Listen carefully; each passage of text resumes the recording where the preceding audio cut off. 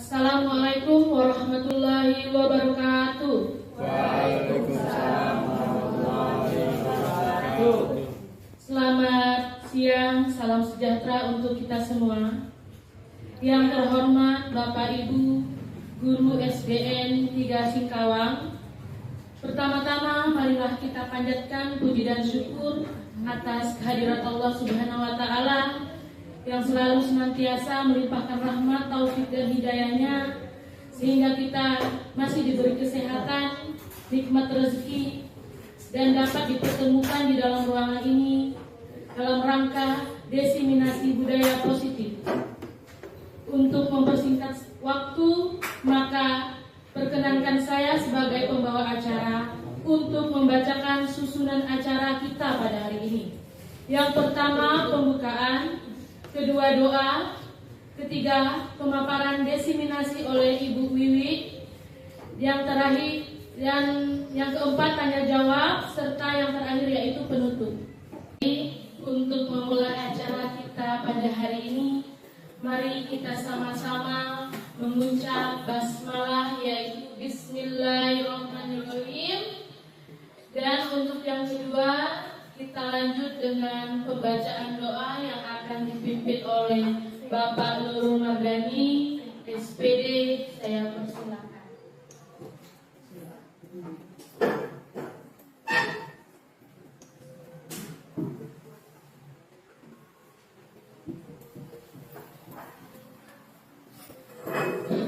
Baik, untuk mengawali kegiatan kita kali ini, marilah kita berdoa. A'udzubillahi minasyaitonirrajim. Bismillahirrahmanirrahim. Alhamdulillahirabbil alamin, hamdan yuwafi ni'amahu wa yukafi majidah. Ya Rabbana lakal hamdu kama yanbaghi li jalali makamika wa sultanik. Allahumma shalli ala sayyidina Muhammadin wa ala sayyidina Muhammad. Allahumma inna nas'aluka salamatan fid dunya wal akhirah, وعافية في الجسد وجدا في العلم وبركة في الرزق وتوبة قبل الموت ورحمة إلى الموت ومغفرة بعد الموت. اللهم حول علينا في شجرة الموت والنجاة من النار وفي الحساب. ربنا ظلمنا أنفسنا وإن لم تغفر لنا وارحمنا لنكونن من الخاسرين. ربنا لا تزغ قلوبنا بعد إذ هديتنا وهب لنا من لدنك رحمة إنك أنت الوهاب. Subhana rabbikal izzati amma yasifun wa salamun alal mursalin walhamdulillahi rabbil alamin. Baik, kita masuk ke acara inti yaitu yang ketiga, yaitu pemaparan desiminasi oleh Ibu Wiwi Aprianti SPD. Saya persilakan.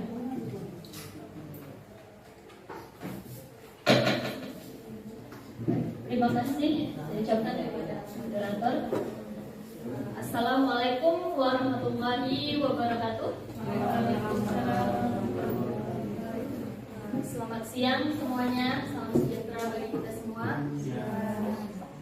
Alhamdulillah kita diberikan kesempatan di sini bisa berkumpul sehingga bisa melaksanakan kegiatan desiminasi budaya positif di sekolah yang dibawakan oleh saya sendiri, yaitu selaku calon guru penggerak angkatan 11 Kota Singkawang. Hal ini saya lakukan semata-mata hanya untuk membagikan informasi terkait apa yang telah saya dapatkan dalam pendidikan guru penggerak. Semoga hal ini dapat bermanfaat nantinya bagi Bapak Ibu semua dan bisa Bapak Ibu terapkan di lingkungan kelas dan lingkungan sekolah. Baik, langsung saja. Jadi di sini saya akan memaparkan tentang budaya positif. Pokok pembahasannya yaitu yang pertama adalah disiplin positif, yang kedua motivasi perilaku manusia, kemudian yang ketiga kebutuhan dasar, keempat posisi kontrol restitusi, dan kelima keyakinan kelas, serta keenam segitiga restitusi. Nah, next. Di sini ada pertanyaan tematik terkait terkait tentang budaya positif ya Bapak Ibu. Mungkin Bapak Ibu pernah mendengar kata budaya positif. Siapa yang tahu budaya itu apa? Budaya itu kebiasaan ya, kebiasaan yang dilakukan positif, berarti yang positif. Nah, di sini pertanyaan pemantik terhadap budaya positif yang pertama itu akan terkait tentang disiplin positif. Nah, yang pertama adalah hukuman dapat mendisiplinkan anak. Kira-kira Bapak Ibu setuju atau tidak? Kalau setuju, mungkin dengan cara mendisiplinkan anak kita memberikan hukuman supaya anak itu patuh berubah menjadi anak yang baik. Apakah Bapak Ibu setuju dengan pernyataan tersebut? Setuju. Oke. Yang kedua, pemberian hukuman dengan hal positif seperti membaca atau membersihkan kelas atau halaman sekolah itu dapat mendisiplinkan anak. Kira-kira dengan memberikan hukuman seperti itu, apakah anak kita atau murid kita bisa meningkat rasa disiplinnya? Kira-kira menurut Bapak setuju atau tidak? Setuju juga. Oke.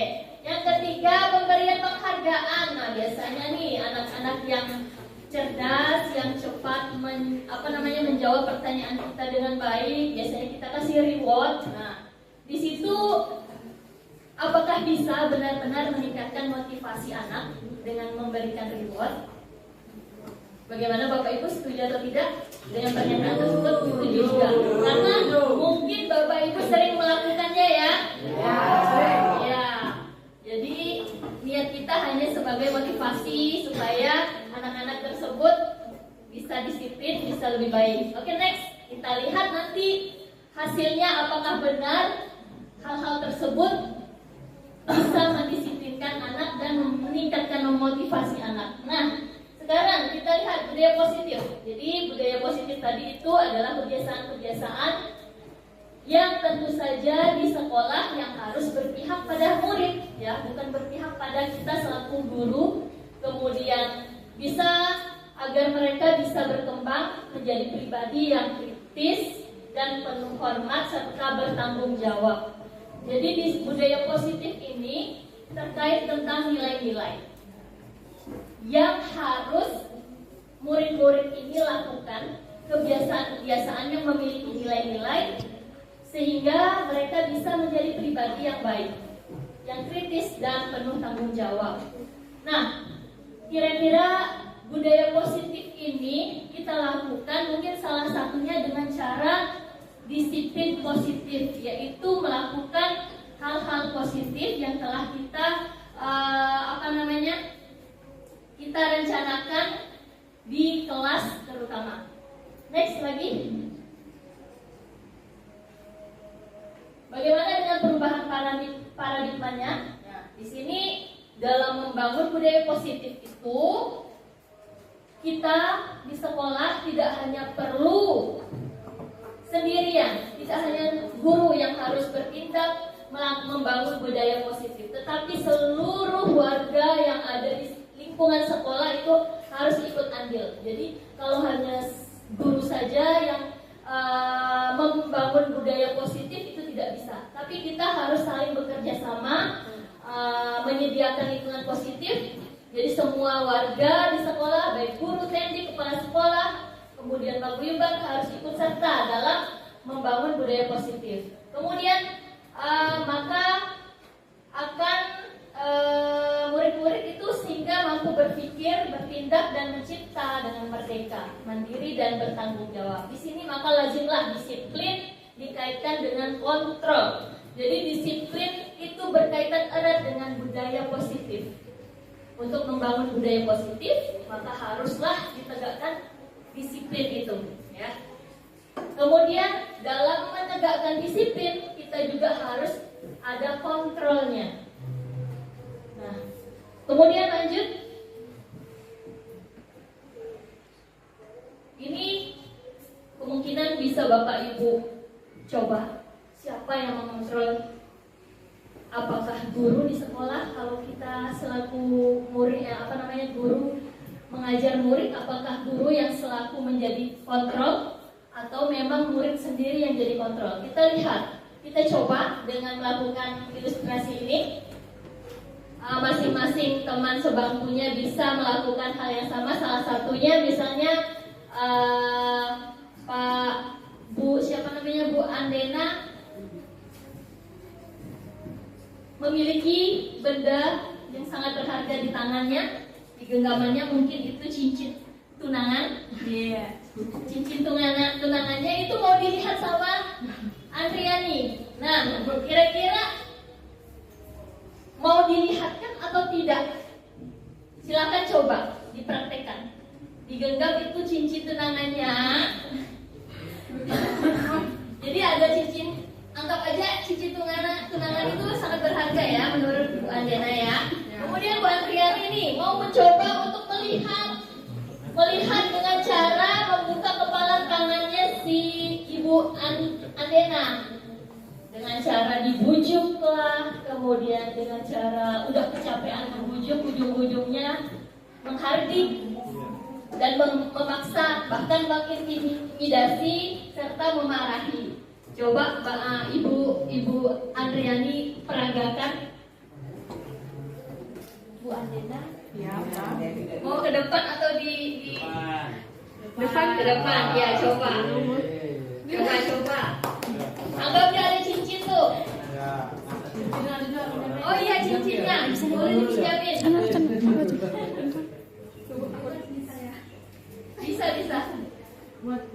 Bisa di lantai. Bisa lantai.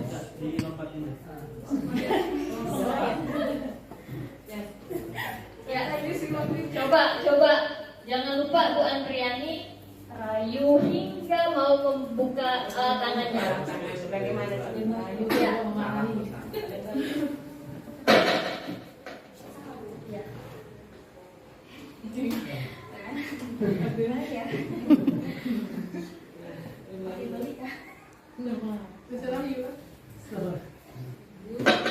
Bu Andena, apakah saya boleh pinjam cincin yang ada di jari manis itu? Maaf ya Bu Indriani, tidak boleh. Ini kan udah milik saya.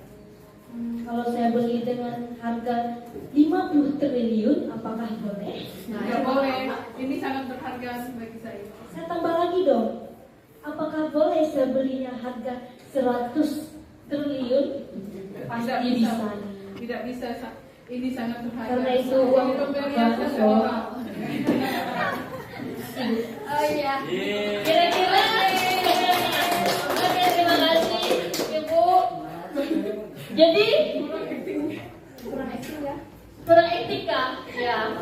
Berarti di sini apakah Bu Andena tadi mau membuka kepalanya, mau memberikan cincin tunangannya? Enggak mau. Berharga. Iya. Karena berharga. Kemudian apakah mau dia membuka cincinnya itu, membuka kepala tangannya itu? Enggak. Terus siapa yang jadi pengontrol di sini?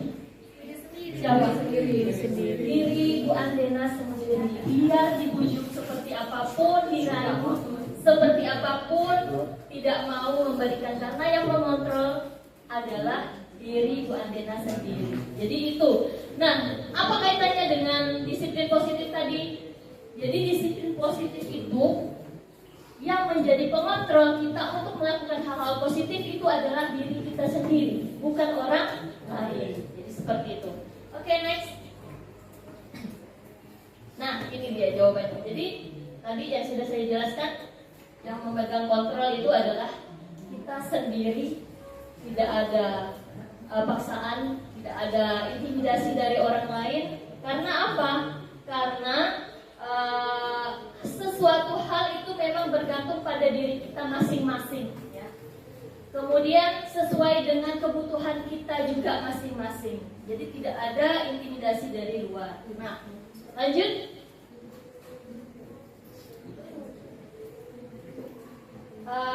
Ini dia ilusi kontrol. Ya. Ini adalah miskonsepsi tentang teori kontrol yang ada di lingkungan sekolah, terutama antara guru dan murid. Ya. miskonsepsi itu artinya konsep yang kita anggap itu benar, padahal sesungguhnya itu salah, ya. Jadi itu disebut dengan miskonsepsi. Nah, di sini di lingkungan sekolah,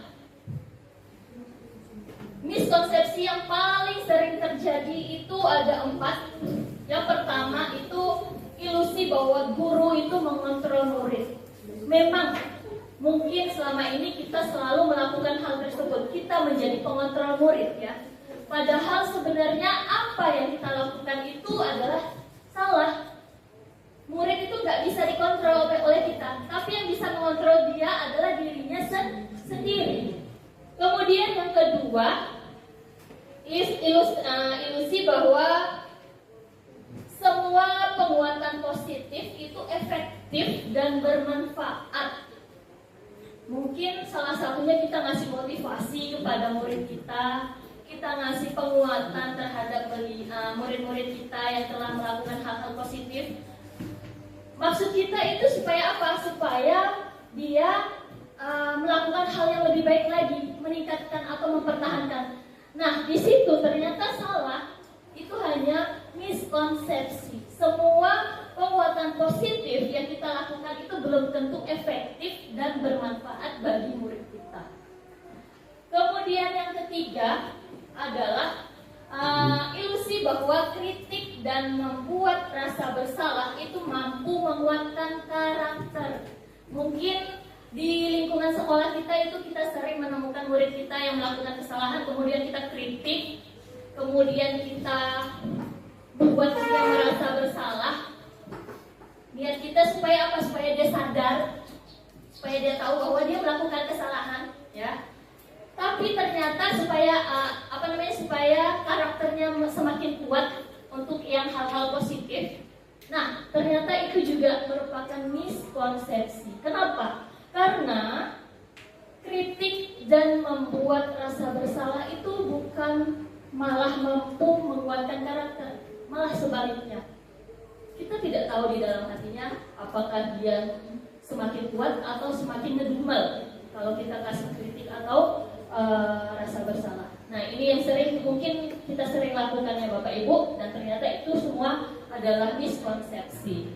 Kemudian yang terakhir, satu lagi masih Bu. Yang terakhir itu adalah ilusi bahwa orang dewasa berhak memaksa. Nah, di lingkungan sekolah, terutama di sekolah dasar, anak-anak itu kan termasuk anak kecil, ya.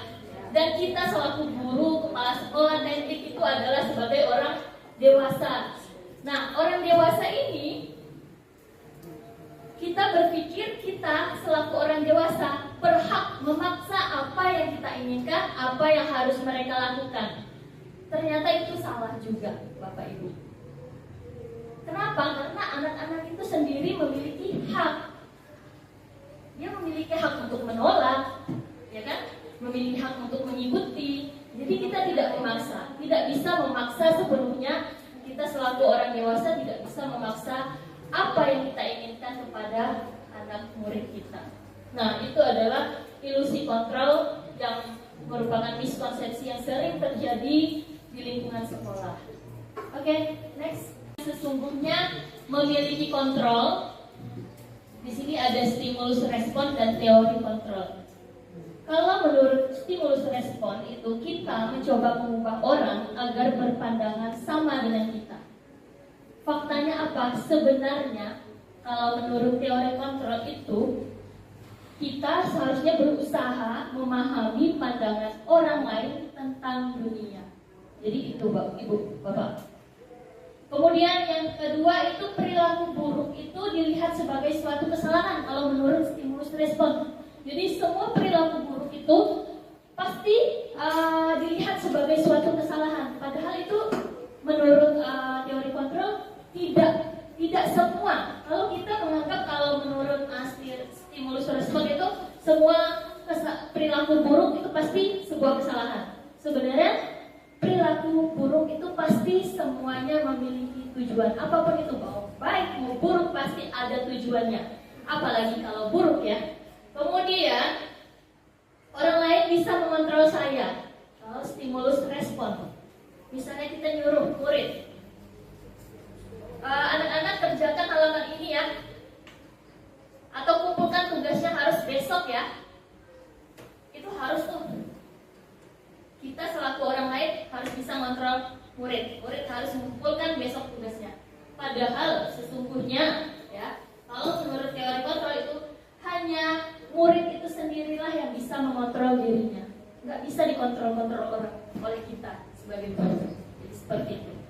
Kemudian model berpikir menang kalah. Itu kita ya, kalau dalam lomba biasanya menang kalah udah biasa. Padahal sesungguhnya kita harus berpikir win-win solution atau menang-menang. Jadi jangan berpikiran menang atau kalah. Oke, next. Nah, di sini sesuai dengan budaya positif, maka kita harus melakukan disiplin. Ya. Apa itu sih disiplin? Disiplin itu kalau menurut bahasa Latin artinya belajar. Disiplina artinya belajar. Nah, di sini selama ini kita menurut budaya kita itu disiplin merupakan sesuatu yang harus ya dilakukan untuk mendapatkan kepatuhan. Selama ini kan kita beranggapan bahwa disiplin itu adalah melakukan sesuatu untuk dianggap patuh. Padahal kalau dalam bahasa Latinnya itu artinya belajar. Nah, kemudian selama ini kita juga secara umum menganggap disiplin itu berkaitan dengan ketidaknyamanan, bukan dengan apa yang kita hargai. Jadi kita seringkali melakukan disiplin itu malah merasa tidak nyaman, merasa terpaksa, tidak berasal dari kesadaran diri kita sendiri. Nah, itulah diharapkan dari makna disiplin dalam budaya positif ini. Diharapkan disiplinnya itu berasal dari diri sendiri, bukan dari ketidaknyamanan. Oke, lanjut.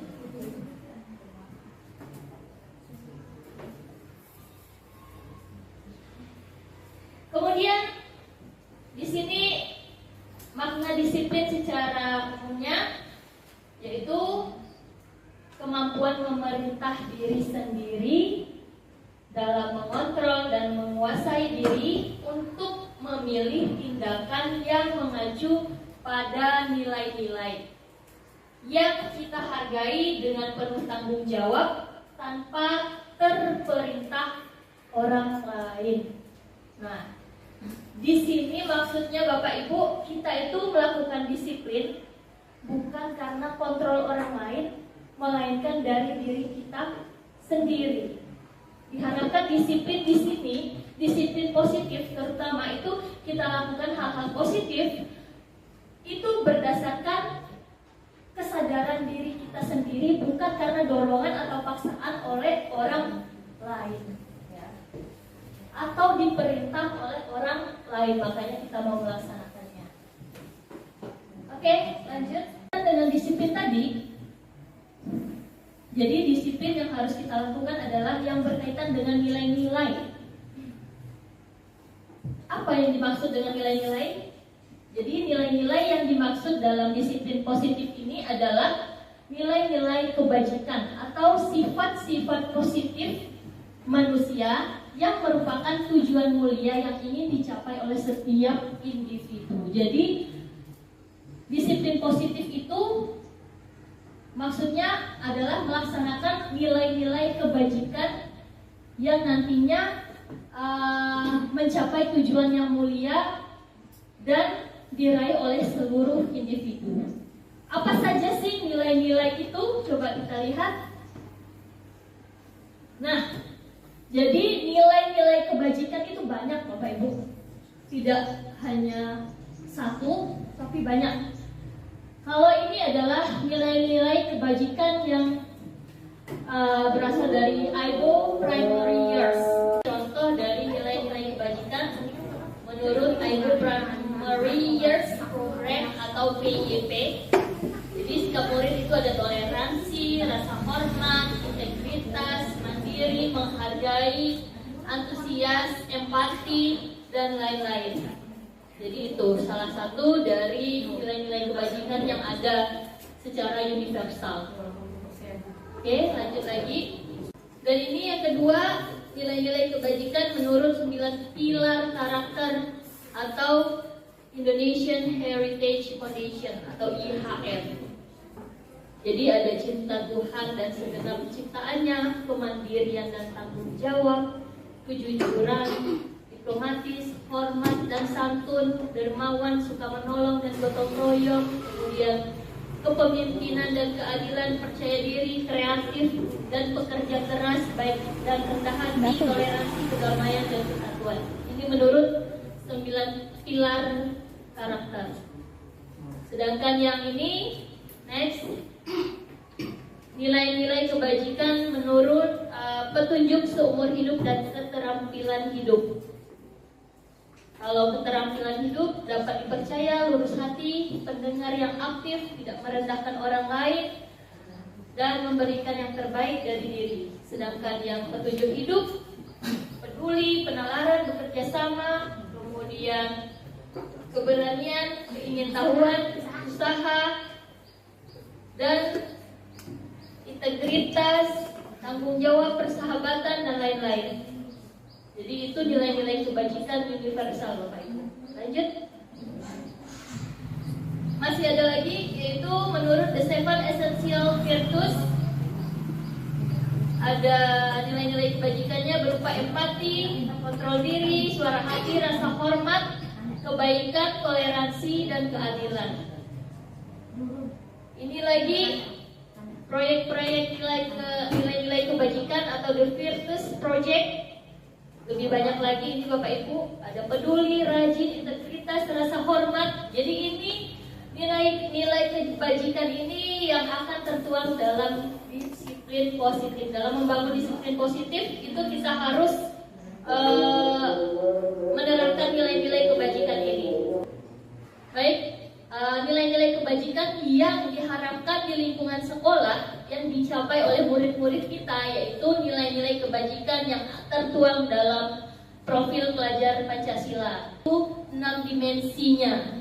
Yang pertama yaitu beriman dan bertakwa kepada Tuhan Yang Maha Esa dan berakhlak mulia. Yang kedua adalah mandiri, ketiga bernalar kritis, keempat berkebinekaan global, kelima gotong royong dan kreatif. Jadi khusus untuk di sekolah kita harapkan nilai-nilai kebajikan yang wajib murid kita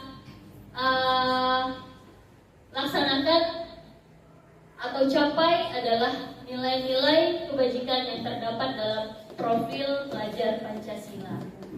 Terkait dengan disiplin positif, jadi di sini terdapat teori motivasi yang mengacu pada tindakan disiplin positif terhadap murid-murid kita, terdiri dari 2 motivasi. Di sini motivasi jika murid-murid kita melakukan disiplin positif didorong oleh dua motivasi. Yang pertama motivasi eksternal, yaitu motivasi dari luar diri mereka. Kemudian yang kedua adalah motivasi internal yang berasal dari dalam diri mereka. Kalau motivasi eksternal itu kemungkinan yang dilakukan oleh murid kita karena salah satunya adalah menghindari ketidaknyamanan atau menghindari hukuman. Makanya anak-anak kita atau murid-murid kita itu melakukan hal-hal yang positif. Salah satunya adalah untuk menghindari hukuman. Yang kedua, mungkin juga kebanyakan murid kita melakukan disiplin positif itu karena adanya penghargaan atau reward. Jadi penghargaan atau reward atau hukuman dan rasa ketidaknyamanan itu adalah berasal dari motivasi dari luar diri mereka sendiri. Nah, yang di sini kalau motivasi internal itulah yang diharapkan dalam tujuan disiplin positif, Bapak Ibu. Diharapkan murid-murid kita itu melaksanakan disiplin positif, membangun budaya positif di sekolah berdasarkan dari motivasi internal mereka sendiri, yaitu motivasi yang ada dalam diri mereka sendiri karena mereka menghargai diri mereka sendiri, bukan karena adanya dorongan atau paksaan atau dukungan dari luar. Jadi seperti itu. Oke, next. Nah, di sini teori motivasi perilaku manusia dalam menjalankan peraturan atau keyakinan kelas, ya, di mana jika ada pelanggaran yang harus terjadi, maka kita harus meninjau ulang tindakan atau penegakan peraturan keyakinan kelas kita selama ini atau tindakan terhadap suatu pelanggaran pada umumnya yang berbentuk hukuman atau konsekuensi. Jadi dalam mendisiplinkan anak atau mendisiplinkan murid itu, kita harus membuat keyakinan atau kesepakatan kelas, Bapak Ibu. Kenapa? Karena hal itu bisa menumbuhkan motivasi internal mereka, bukan malah menumbuhkan motivasi dari luar.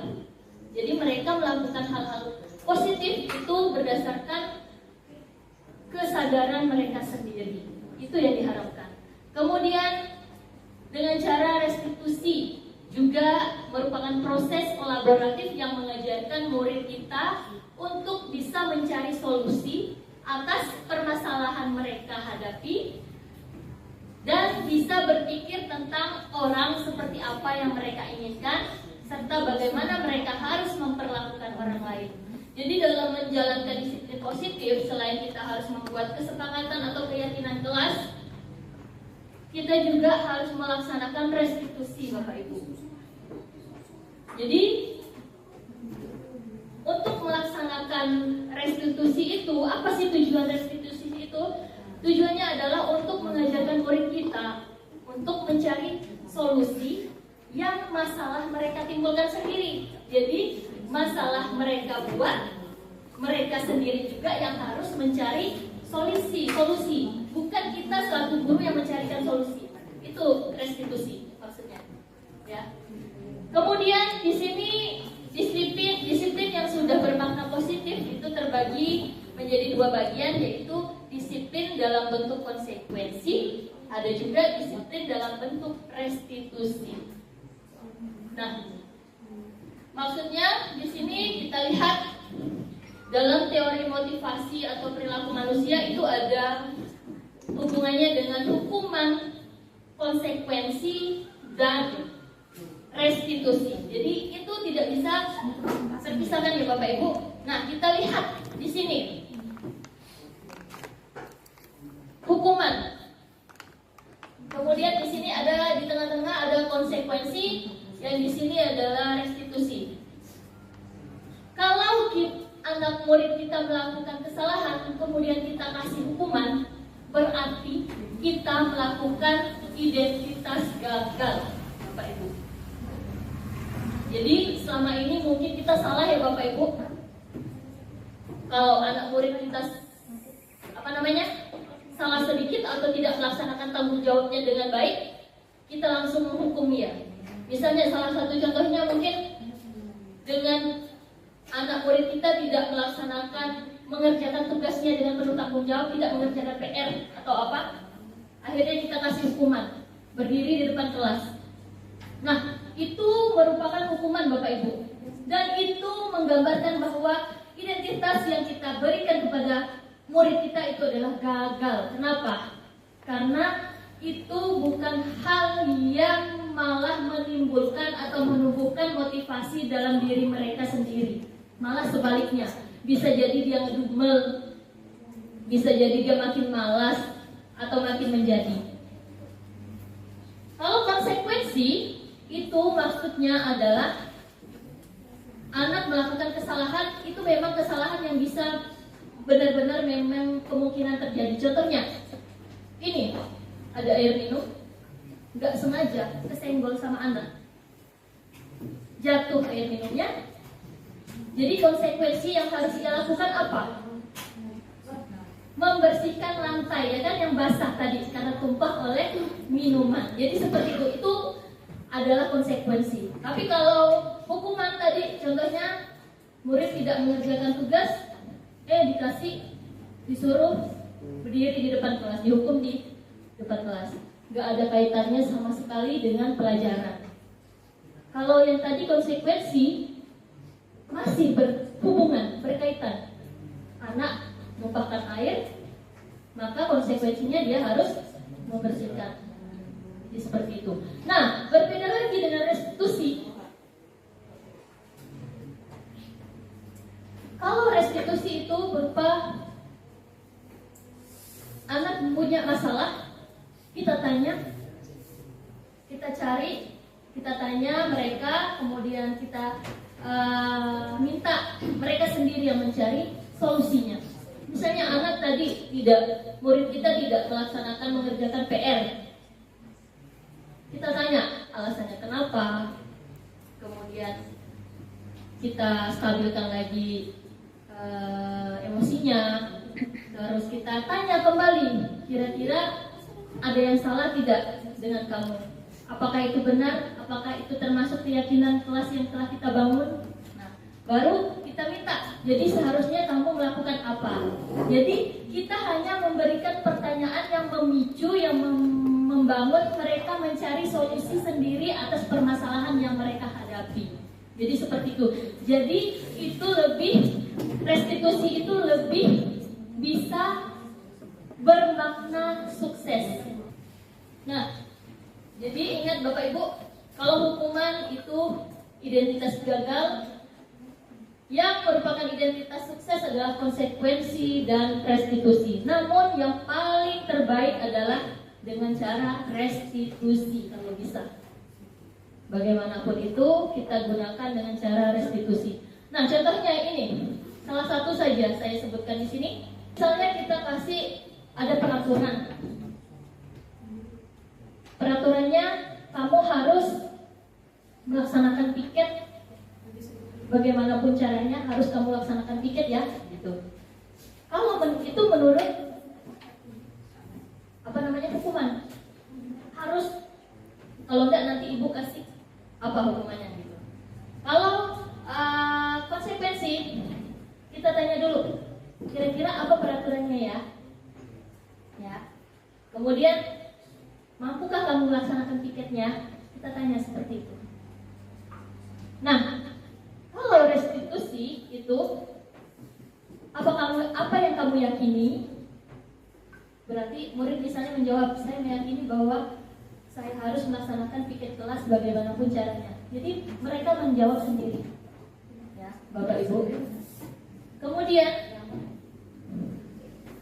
kalau hukuman itu pasti ada kata-kata awas ya kalau dilakukan lagi. Jadi itu bentuk hukuman. Jadi mungkin selama ini kita sering ya Bapak Ibu melakukan hal itu kepada murid kita.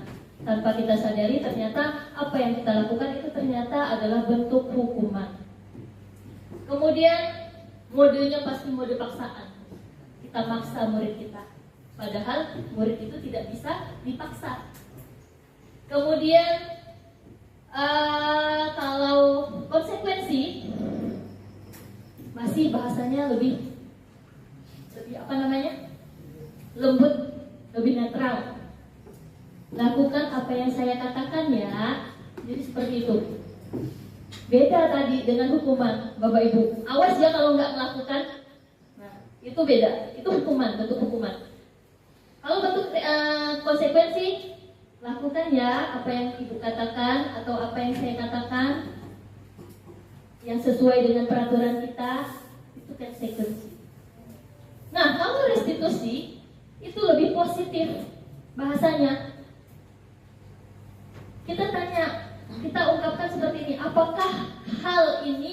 sesungguhnya ingin kamu lakukan. Misalnya dia nggak melaksanakan piket, kita tanya, apakah memang kamu memang tidak mau melaksanakan piket? Jadi seperti itu Bapak Ibu. Kita tanya kepada anak sehingga anak memberikan alasannya, kebutuhan apa yang ia penuhi di situ, makanya dia tidak melaksanakan piket. Jadi 3 konteks hukuman, konsekuensi, dan restitusi ini berbeda. Yang paling positif adalah bentuk restitusi. Yang paling negatif adalah bentuk hukuman. Nah, di sini ada lagi, kalau hukuman itu yang buat adalah guru. Kalau konsekuensi yang membuatnya adalah antara guru dan murid. Kalau restitusi itu adalah yang membuatnya murid sendiri. Kenapa? Ini berkaitan dengan peraturan, kemudian apa lagi tadi? Peraturan, kesepakatan, dan keyakinan. Nah, itulah kaitan antara hukuman, konsekuensi, dan restitusi. Hukuman itu kaitannya dengan peraturan. Kenapa? Peraturan itu kan dibuat oleh satu pihak. Kalau konsekuensi itu dibuat oleh 2 pihak. Sedangkan restitusi itu adalah yang membuat sendiri. Masalah dia buat sendiri, solusinya dia harus cari sendiri. Jadi seperti itu. Makanya dari itu dalam membangun budaya positif, salah satu hal yang harus kita lakukan di dalam kelas adalah membuat kesepakatan kelas dan keyakinan kelas, Bapak Ibu. Di awal tahun pembelajaran. Kenapa? Kesepakatan kelas itu berkaitan dengan konsekuensi. Keyakinan kelas itu berkaitan dengan restitusi. Hukuman itu kita hindari. Jadi seperti itu. Di sini, coba Bapak Ibu perhatikan. Apakah ini termasuk hukuman atau konsekuensi? Mencatat 100 kali di dalam buku kalimat saya tidak akan terlambat lagi karena terlambat ke sekolah. Hukuman atau konsekuensi? Oke, coba cek. Salah. Ternyata itu konsekuensi Bapak Ibu. Oke, next, lari mengelilingi lapangan basket 2 kali karena terlambat hadir di Hukuman. Oke, cek. Oke, next. Membersihkan coretan yang dibuatnya di meja tulis. Ya, betul. Next, murid diminta untuk push up 15 kali karena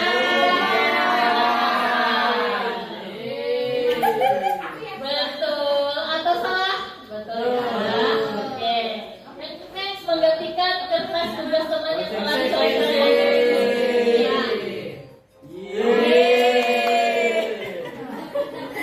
Oke, next, berjemur di lapangan basket pukul 12 Hukuman. Ya.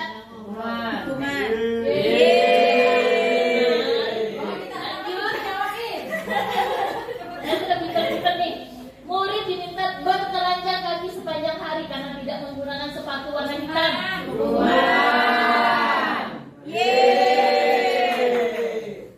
Lanjut, berdiri di depan kelas sambil mengangkat kaki satu karena tidak bisa menjawab pertanyaan.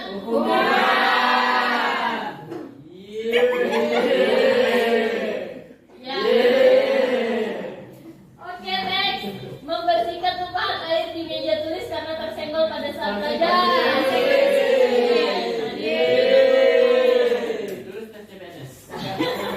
Lanjut, kehilangan 10 menit jam istirahat untuk mengerjakan tugas karena terlambat datang dan tertinggal pelajaran. Konsekuensi.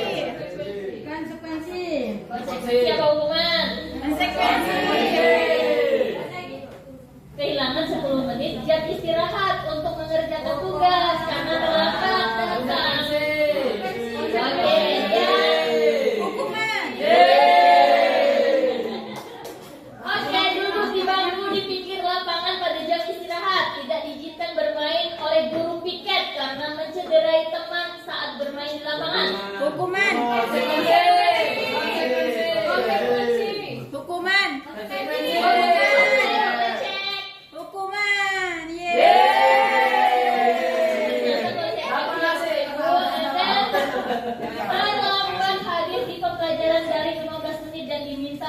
hingga 15 menit setelah selesai untuk membahas. Oke,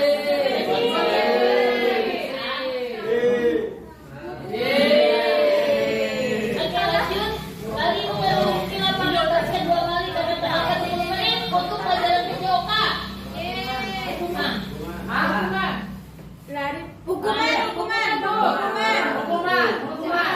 Lari bergengsi lapangan basket 2 kali karena terlambat 10 menit untuk pelajaran PJOK. Mana nih? Konsentrasi. Pasti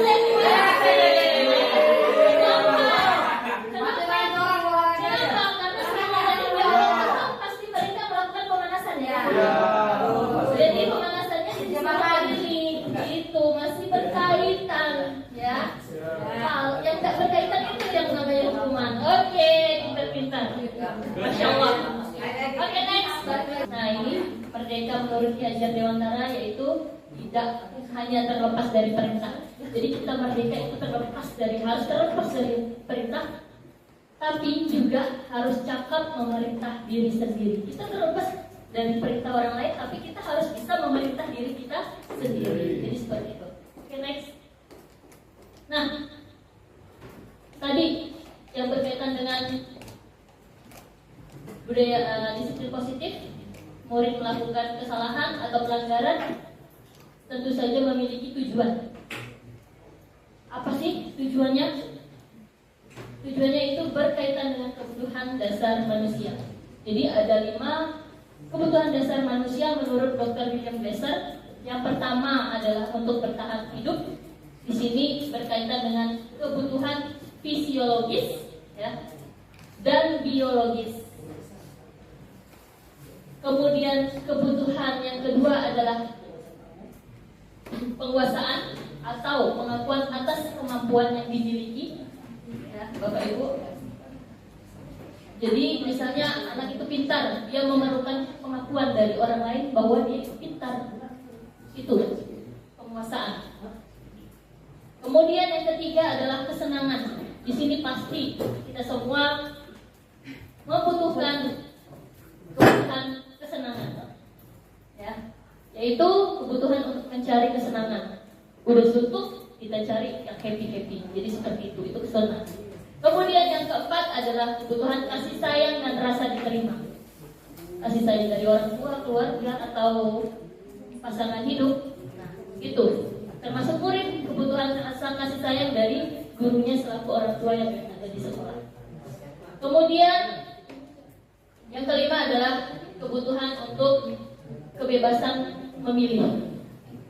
Kebebasan. Ya. Bapak Ibu di sini kebebasan itu dalam menentukan pilihan apa yang mau dilakukan, apa yang tidak, apa yang disuka, apa yang tidak. Ya. Itu merupakan kebutuhan berupa kebebasan. Oke, next.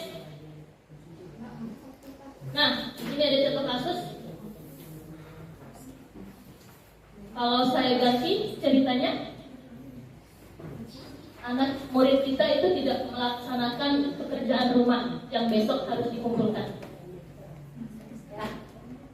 Nah, jika Bapak Ibu jadi gurunya dan bertanya kenapa tidak mengerjakan PR tersebut, salah satu jawaban dari murid tersebut adalah karena saya kekepaan semalam bantu mama jualan. Kira-kira itu alasannya termasuk dalam kebutuhan apa Bapak Ibu? Kebutuhan apa? Coba dibalikan lagi tadi Ibu Nida. Kebutuhan apa? Kebutuhan bertahan hidup. Ya, Bapak Ibu. Kemudian kalau dia jawabnya seperti ini, bosan Bu, masa PR terus. Jawabannya, kira-kira apa sih kebutuhan apa yang ingin dia penuhi? Kebebasan. Dia ingin bebas dari PR, tak mau dikasih PR terus, Bapak Ibu. Jadi itu ada pasti alasan anak-anak dalam tidak melakukan tugas-tugas yang diberikan atau melanggar peraturan. Jadi seperti itu. Atau yang lain,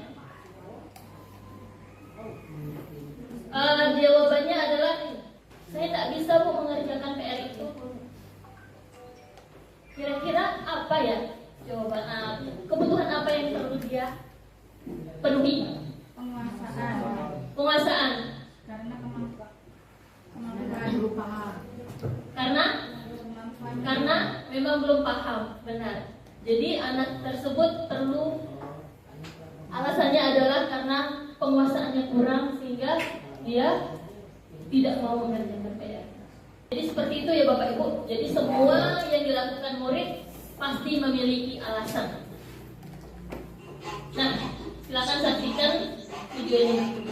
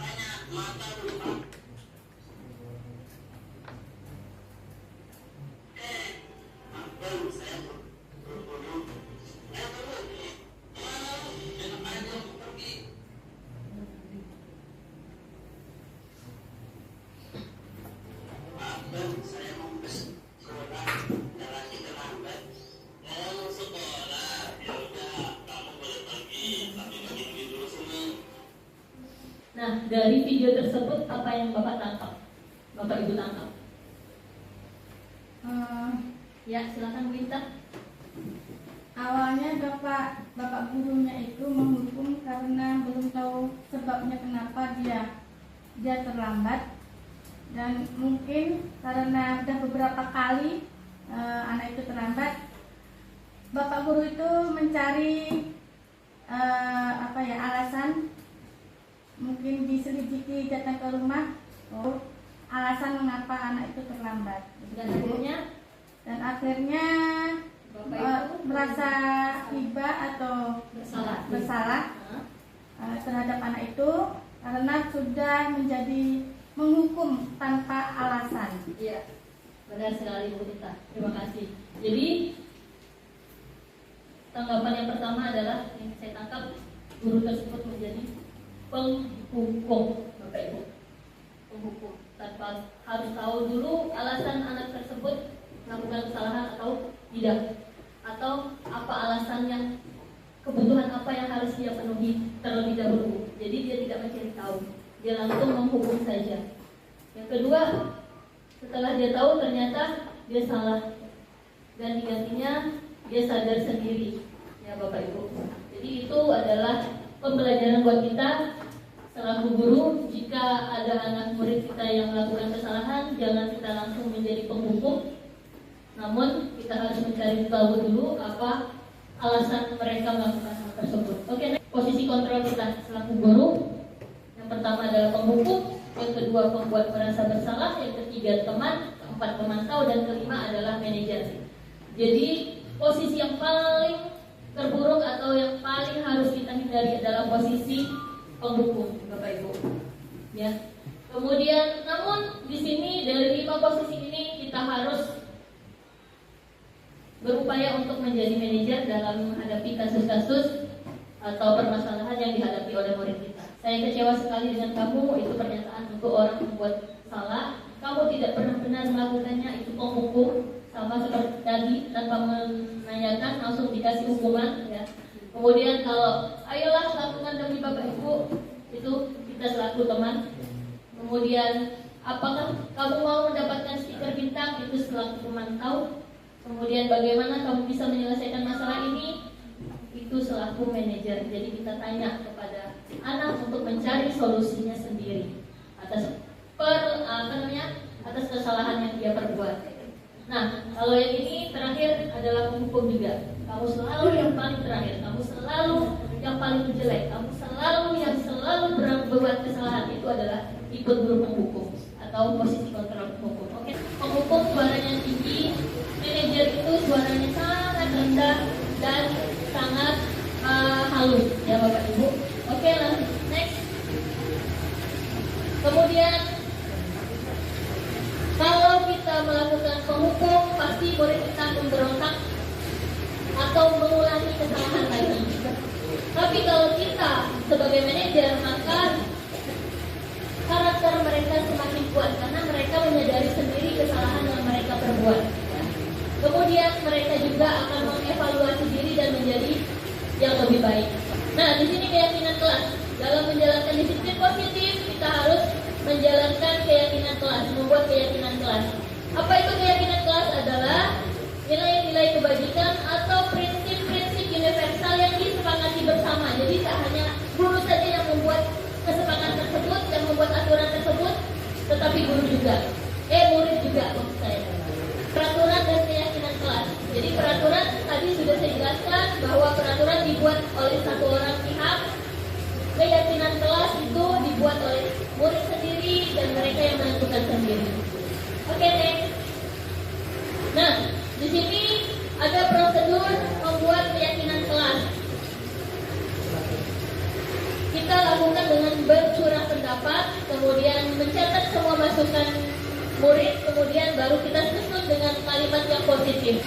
Ini kemarin saya lakukan membuat kelas bersama murid-murid saya. Namun sebelum membuat keyakinan kelas, Bapak Ibu, kita harus membuat kesepakatan kelas dulu. Kenapa? Kesepakatan kelas itu sebagai acuan peraturan yang harus dilakukan dan memiliki konsekuensi. Barulah kita bentuk keyakinan kelas dari kesepakatan kelas tersebut. Oke, next. Nanti saja kita share. Nah, inilah dia hasil dari apa yang telah saya lakukan. Kesepakatan kelas 6 di kelas saya ada 14 Bapak Ibu. Yang pertama datang tepat waktu, yang kedua membuang sampah pada tempatnya, sampai berpakaian bersih dan rapi. Nah, keyakinan kelasnya hanya ada 4. Jadi dalam membuat keyakinan kelas itu berpacu pada kesepakatan kelas. Dari kesepakatan kelas kita kerucutkan kembali menjadi 4.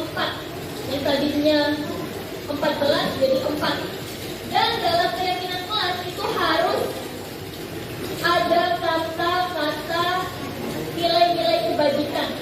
Misalnya, yang pertama berperilaku dan berbicara sopan dan santun. Sopan dan santun itu adalah nilai kebajikan. Jadi harus kita sampaikan. Yang kedua, menjaga kebersihan diri, kelas dan sekolah. Nilai kebajikannya adalah kebersihan. Yang ketiga, bertanggung jawab terhadap tugas. Tugasnya apa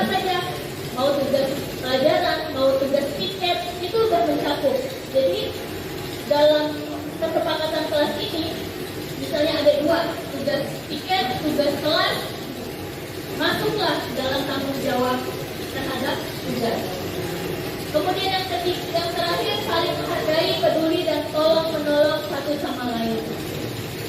Nah, itu adalah keyakinan kelas 6 dan kesepakatan kelas 6. Segitiga restitusi. Nah, dalam menyelesaikan masalah yang dihadapi murid, kita harus melakukannya dengan cara restitusi atau segitiga restitusi. Kenapa?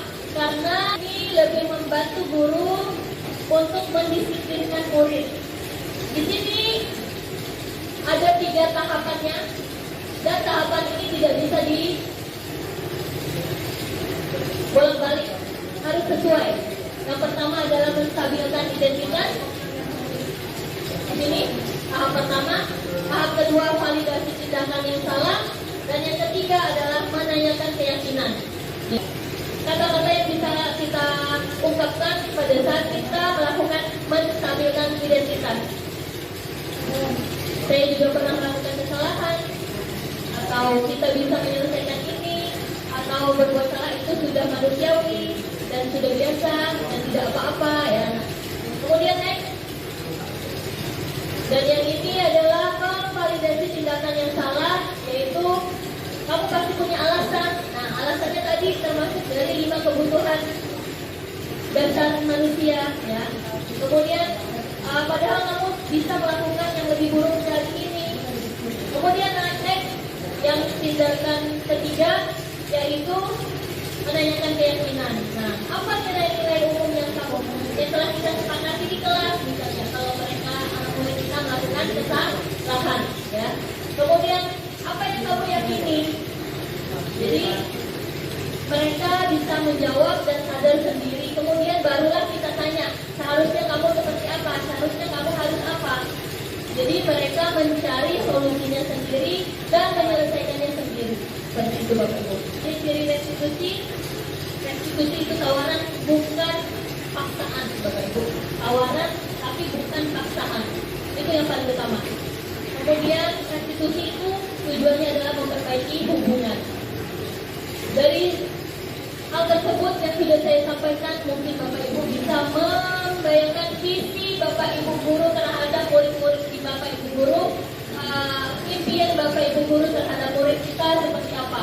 Dan jadi dengan menjalankan disiplin positif ini, kita harapkan murid-murid kita tentu nanti bisa berakhlak sesuai dengan profil pelajar Pancasila ya Bapak Ibu. Terakhir yang dapat saya simpulkan dari materi ini, kita selaku guru harus menjadi penuntun yang baik bagi murid kita Bapak Ibu. Mari kita budaya positif dari sekarang dengan melakukan disiplin positif yang kita bisa mulai dari diri kita sendiri, dari kelas kita sendiri, barulah kita ke lingkungan yang lebih luas. Nah, di sini kalau bukan dari kita, memulainya dari siapa lagi Bapak Ibu? Karena kita adalah pencetus generasi yang berkarakter, yang berakhlak dan berjiwa profil pelajar Pancasila. Jadi seperti itu Bapak Ibu sekalian.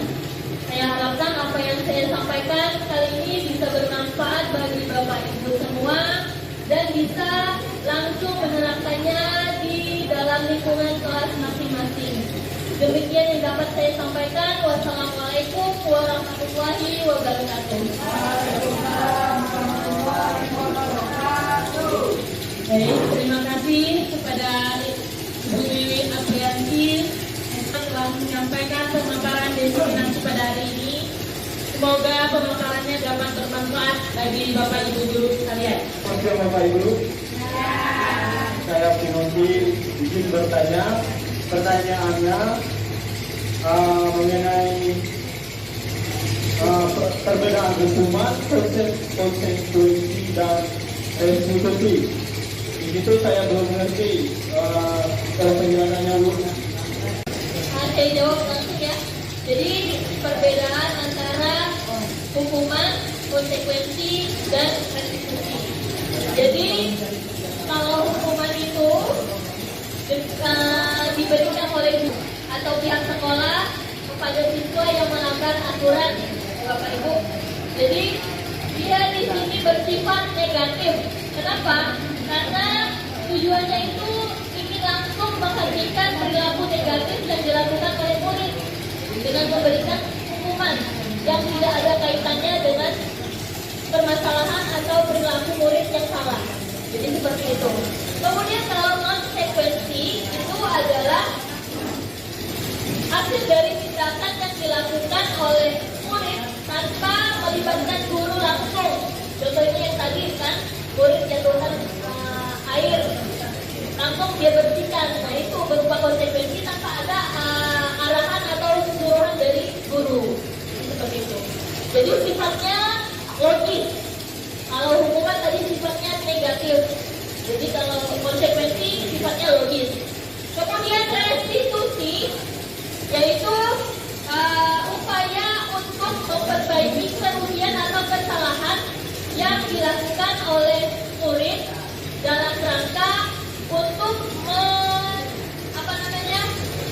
mencari pemulihan serta mencari tanggung jawab terhadap apa yang dia lakukan dengan cara mendorong murid untuk memperbaiki situasi yang mereka ciptakan sendiri. Jadi kalau dia melakukan kesalahan, kita tanya apa yang seharusnya dia lakukan. Jadi mereka menimbulkan masalah, mereka sendiri yang mencari solusi. Jadi seperti itu. Jadi sudah cukup paham ya? Oke. Ada? Oke. Sudah jelas ya Bapak Ibu ya? Oke. Masih ada yang ingin bertanya? Oke, Pak Akbar. Boleh maju ke depan Pak Akbar.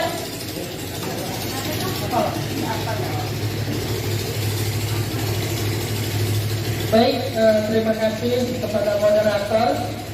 Di sini yang saya akan tanyakan yaitu dari pemaparan Ibu Wiwi tadi tentang 3 kata yang masih saya bingung, yaitu tentang peraturan, keyakinan, dan kesepakatan.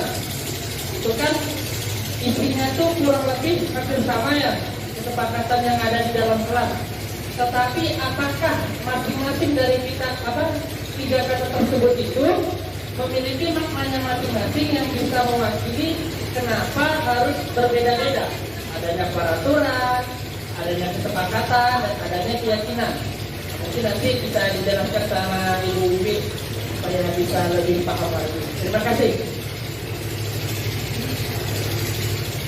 Baik, terima kasih Pak Akbar. Jadi peraturan, kesepakatan, dan keyakinan. Mungkin tadi sudah juga saya sampaikan bahwa peraturan itu yang membuat adalah satu pihak saja, ya, bisa dari pihak guru saja.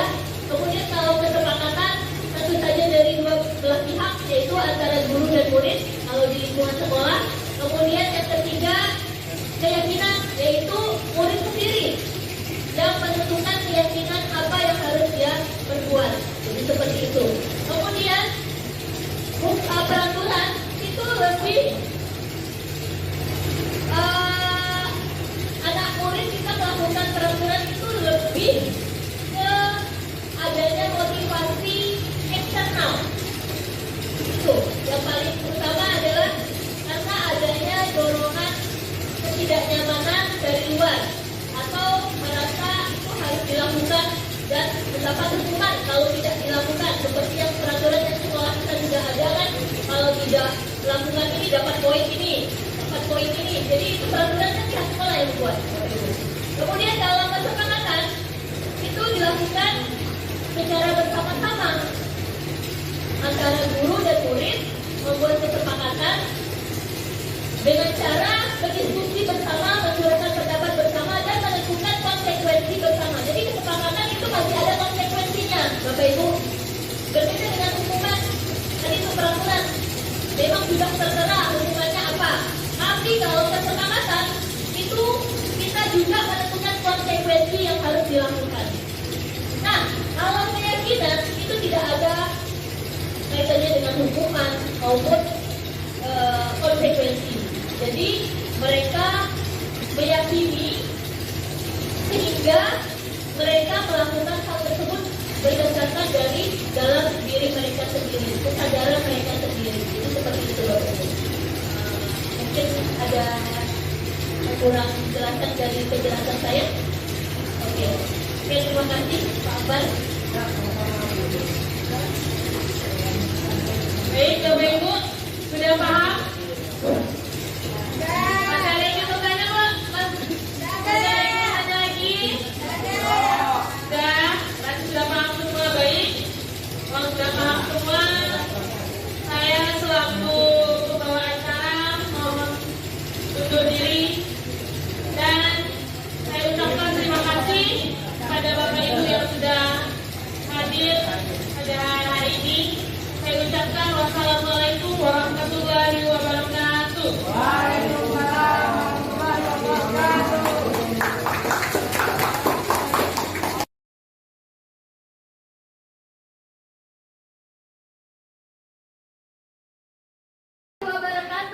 Waalaikumsalam warahmatullahi wabarakatuh.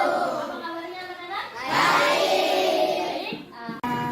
Kali ini kita akan membuat kesepakatan kelas dan keyakinan kelas. Sebelum kita buat keyakinan kelas, kita harus membuat dulu kesepakatan kelasnya ya. Kemudian nanti baru kita pilih dan selanjutnya kita tentukan keyakinan kelas itu kita paling hanya ada 5 saja. Nah, adapun tujuan dari pembuatan kesepakatan kelas ini ada yang tahu untuk apa? Siapa yang tahu? Untuk apa ya kesepakatan kelas ya? Iya, benar sekali, untuk menjaga ketertiban kelas. Selain itu ada lagi tujuannya untuk apa? Siapa yang tahu? Supaya kita semua bisa bersikap baik. Bersikap apa? Disiplin, yaitu menjalankan budaya positif. Apa itu budaya positif? Budaya yang baik. Kita melakukan hal-hal yang baik. Nah, nanti Ibu akan memberikan kalian kertas. Kalian tuliskan kesepakatan kelas kalian menurut kalian yang baik. Kemudian Ibu minta kalian tempelkan di bagian sebelah sini. Paham tidak? Berikan sama-sama satu. Silakan kalian tulis ya. Menurut kalian apa kesepakatan kalian? Orang menuliskan satu saja. Paham ya? Kalau sudah ditulis, silakan tempel di sebelah sana.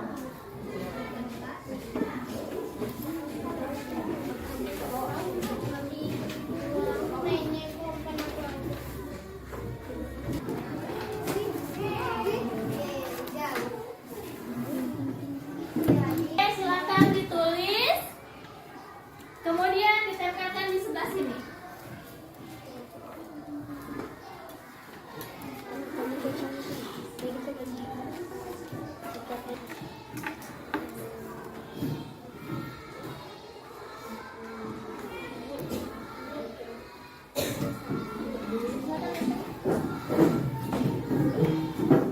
Silakan tempel lagi. Ya, tempel ya di situ. Disusun ya.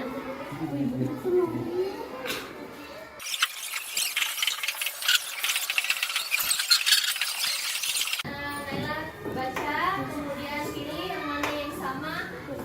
Bisa bantu Ibu ya. Di sini kita tulis kesepakatan kelas ya. Kesepakatan. Nanti di sininya akan kita buat keyakinan kelas.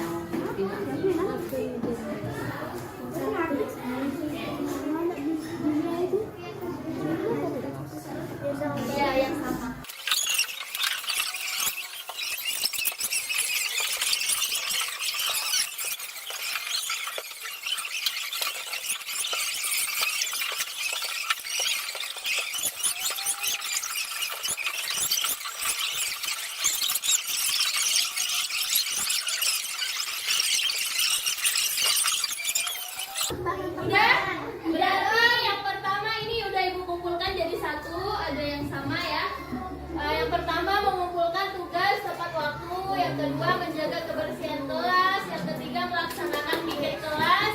Keempat, berbicara dengan sopan dan santun. Yang kelima, mengacungkan jari jika ingin berbicara. Yang keenam, meminta izin jika keluar. Yang ketujuh, menjaga barang yang ada di kelas. 8, jangan tepat waktu. 9, duduk ketika pelajaran. Yang ke-10, duduk dengan datang dan berdiri. Kira-kira setuju atau tidak? Setuju. Kalau yang ini, menjaga kebersihan kelas, nilai kebajikannya apa? Kebersihan. Melaksanakan piket kelas, nilai kebajikannya apa? Sama enggak dengan ini? Sama ya, bertanggung jawab. Ya? Berbicara dengan sopan dan santun, berarti nilai kebajikannya sopan, ya kan? Santun atau saling menghormati. Berarti ada 4 saja keyakinan kelas kita. Sudah cukup? Sudah. Oke. Jadi ibu ingatkan kembali keyakinan kelas kita. Yang pertama, tidak hanya ibu, tidak hanya kalian yang melakukan, tapi ibu juga ya. Ingat ya. Berperilaku dan berbicara sopan dan santun kepada siapapun. Yang kedua, menjaga kebersihan diri, kelas, dan sekolah. Yang ketiga, bertanggung jawab terhadap tugas. Yang keempat, saling menghargai, peduli, dan menolong satu sama lain. Jadi seperti ini, setuju tidak keyakinan kelas kita? Semuanya setuju? Setuju. Bisa kita laksanakan, nanti akan ibu bikin posternya, ibu tempel di kelas kita, dan kita semua wajib melaksanakannya. Oke. Sampai di sini ibu akhiri keyakinan kelas kita dan kesepakatan kelas kita yang sudah kita buat. Semoga nanti kita bisa melaksanakannya dengan baik ya anak-anak. Wassalamualaikum warahmatullahi wabarakatuh.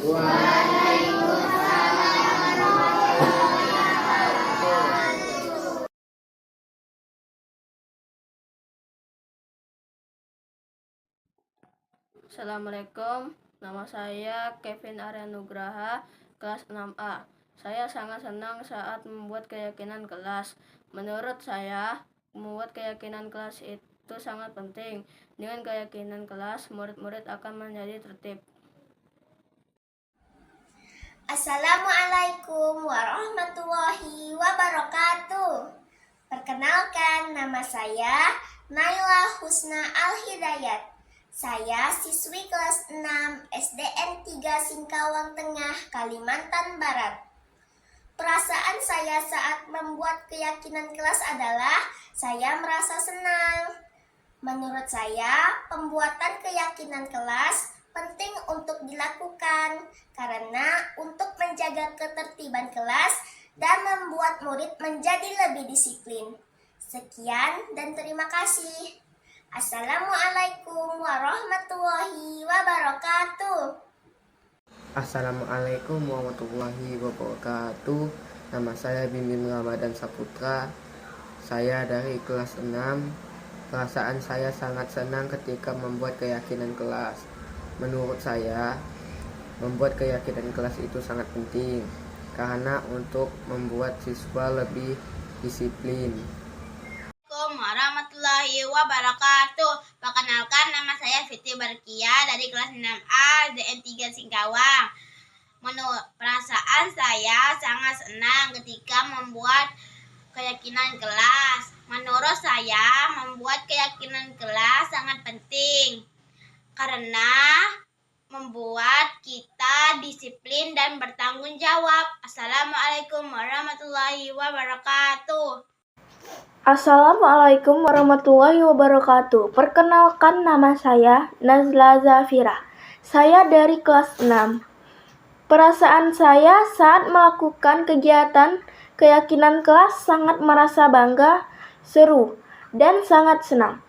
Menurut saya, membuat keyakinan kelas itu penting karena pembuatan keyakinan kelas dapat meningkatkan motivasi belajar murid. Menurut saya, pembuatan keyakinan kelas sangat penting dikarenakan murid akan merasa memiliki kelas tersebut dan bertanggung jawab untuk menjaga kelas agar nyaman dan kondusif saat belajar, dan berkembang menjadi individu yang disiplin, tanggung jawab, dan memiliki rasa hormat dengan sesama.